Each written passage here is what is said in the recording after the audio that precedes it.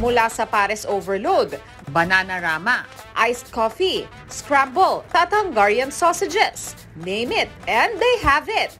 Ang sekreto lang dito yung samahan kasi itong binuo bilang hindi lang basta vendor.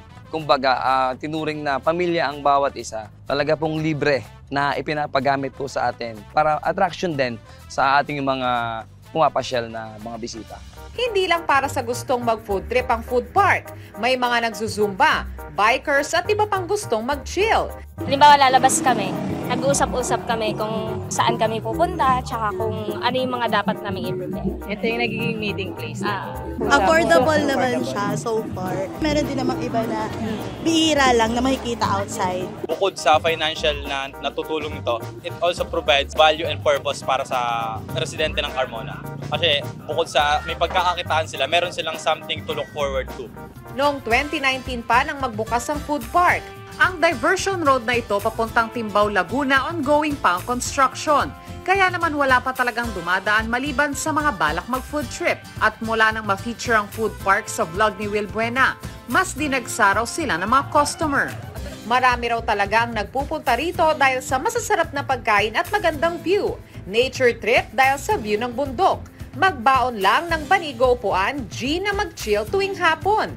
Pati parking, no problem. Ako po, minsan po, every weekend, basta just to relieve stress. Pero sa dami ng stalls, may pinipilahan talaga. Ang kanilang itinitindang inihaw na mais, ini-level up.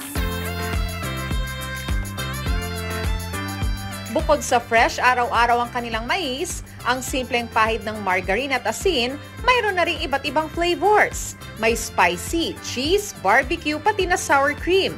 Siguro yung mga nauubos naming mais, mga 30 pieces to 50 pieces. Hindi naman namin akalain na magkiklik siya kasi ako na po mismo nagtitimpla. Masarap daw po yung mais namin, tapos juicy pa siya. Sa halagang 40 pesos kada mais, busog at craving satisfied ka na talaga. Natikman ko na po ay cheese, yung barbecue cheese. Extraordinary. Agaw pansin talaga yung ano niya paano siya piniprepare kaya napabili talaga kayo. May enjoy mo yung mais niya, sobrang sarap. Pagkaing mura at masarap, tinambalan pa ng view na nakakabusog din sa mata. Chillin habang kumakain. Sa Davilan Food Park, pwedeng-pwede yan gawin. Ako si Von Aquino at yan ang kwentong dapat